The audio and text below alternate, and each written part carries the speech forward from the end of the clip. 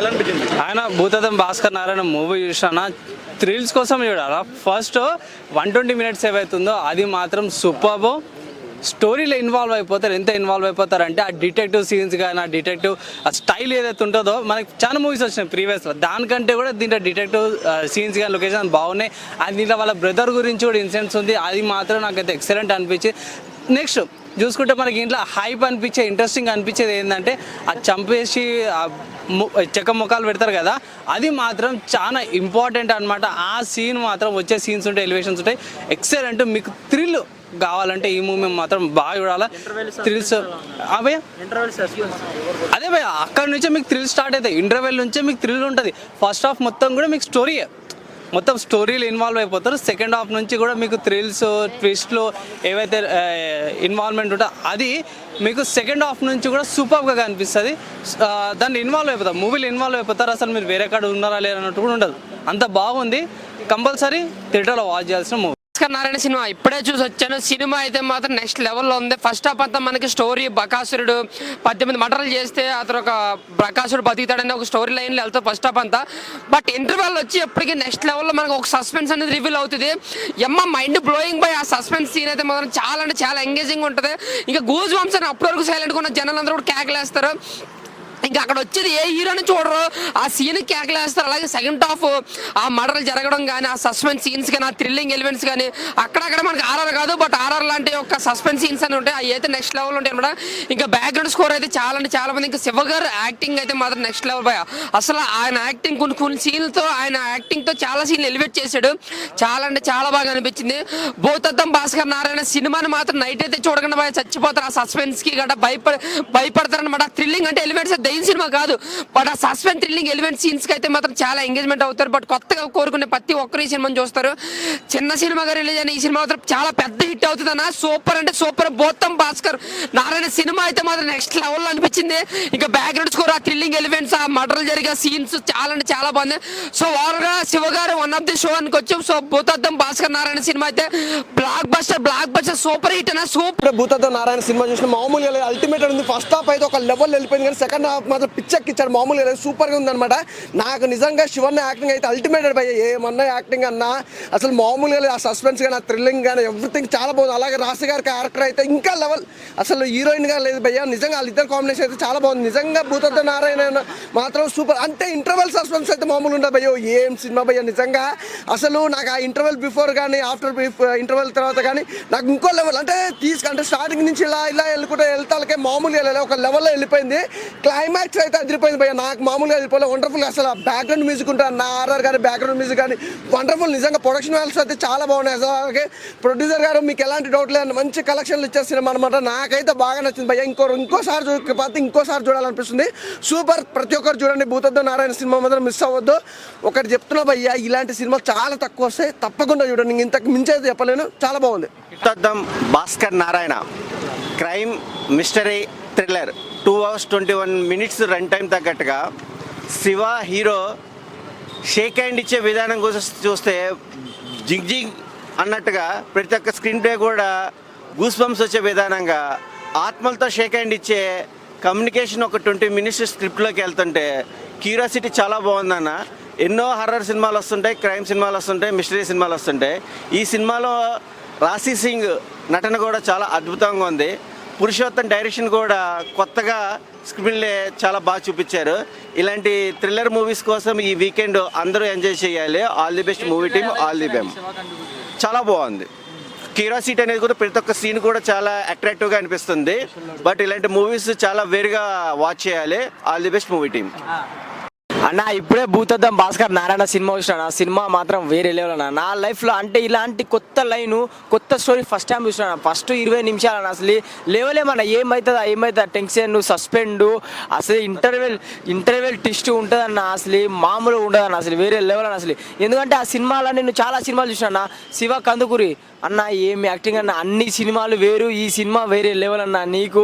నీ లైఫ్లో ఇది బెస్ట్ సినిమా. ఎందుకంటే నాకు చాలా బాగా ఆ స్టోరీ లైన్ నాకు బాగా నచ్చింది. ఇంట్రెస్ట్ ఇంట్రెస్టింగ్ గా ట్విస్టులు అసలు ఏమవుతుంది అసలు ఆ చేతబడులు ఏందని అసలు ఆ చేతబడులు అరే ఇంత ఘోరంగా ఉంటాయి ఆ చేతబడులు అనుకున్నాను నా లైఫ్ లో. ఎందుకంటే చాలా సినిమాలు చూసినా అసలు ఇది డిఫరెంట్ సినిమా, కొత్త సినిమా, నాకైతే కొత్త జాన్లు అనిపించింది.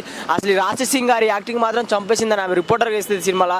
అసలు ఎందుకంటే హీరో రాశి సింగ్ గారు ఇద్దరి క్యారెక్టర్ మాత్రం ఒక లెవెల్ అంటే వన్ మ్యాన్ షో అని చెప్పుకోవచ్చు అన్న. ఇద్దరి క్యారెక్టర్ ఏదైనా కూడా బాగా సూపర్ ఇష్టం. నాకైతే క్లైమాక్స్ ట్విస్ట్ మాత్రం మామూలు లేదన్న. ఒకటే అన్న భూతద్దం భాస్కర్ నారాయణ సినిమా చూడండి, ఇంట్రెస్టింగ్ ఉంటుంది. నిన్ను చాలా రోజుల ఒక మంచి సినిమా చూసినట్టు అనిపించింది. సినిమా మాత్రం సూపర్ అన్న.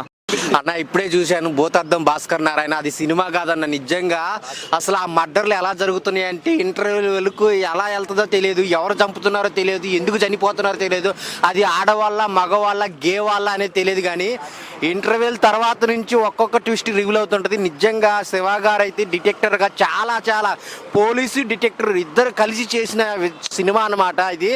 ఆ క్లూస్ ఎతికే పాయింట్లు అయితే చాలా ఇంట్రెస్ట్గా ఉంటాయి. ప్రతిదీ చాలా అసలు చెప్పలేనన్న, సీట్లలో ఎవరు కూర్చోరు అనమాట, అంత ఇంట్రెస్ట్గా వెళ్తుంటుంది. ఒక క్లూ దొరికిద్ది, ఆ దొరికిన వెంటనే అతను చనిపోతుంటాడు, మళ్ళా క్లూ దొరికిద్ది అతను చనిపోతూ ఉంటాడు. కానీ శివ గారి యాక్టింగ్ అయితే నిజంగా ఇది రెండో సినిమా అనుకుంటా కానీ చాలా చాలా బాగా చేశాడు. అసలు ఆయన తీసుకెళ్ళిన విధానం కానీ ఆయన యాక్టింగ్ స్కిల్స్ కానీ చాలా చాలా న్యాచురల్గా ఉంటాయి అన్నమాట. ఆ డిటెక్టివ్గా క్లూస్ కనుక్కునే విధానం కానీ, పోలీసులతో కమ్యూనికేషన్ కానీ, మెయిన్ ప్రకాసురుడికి శివుడికి మధ్య జరిగిన డిఫరెంట్ స్టోరీ అనమాట. ఆ దిష్టి బొమ్మ గురించి అది అసలు ఎందుకు పెట్టారు, ఆ బకాసురుడు ఏమయ్యాడు అనేది చాలా చాలా ఇంట్రెస్టింగ్ ఉంటుంది. అసలు ఆ విలన్గా చేసిన అయితే ఆయన డైరెక్టర్, అతని పేరు నాకు గుర్తు రావట్లేదు, వస్తుంది లాస్ట్లో. అబ్బా నేను చెప్తున్నా కదా, హీరోయిన్స్ కూడా ప్రతిదీ మన హీరో జబర్దస్త్ వర్షిని కూడా ఉంది సినిమాలో. బ్యాక్గ్రౌండ్ మ్యూజిక్ పిచ్చి లేసిపోయింది అన్న, నిజంగా చాలా అంటే చాలా బాగుంది. అందరూ ఈ వారం చూడండి భూతద్దం భాస్కర్ నారాయణ. అన్న భూతద్దం భాస్కర్ నారాయణ, వామో నారాయణ నారాయణ ఏమన్నా సినిమా అన్న. ఇలాంటి సినిమాల కోసం కదా అన్న మనం వెయిట్ చేసేది.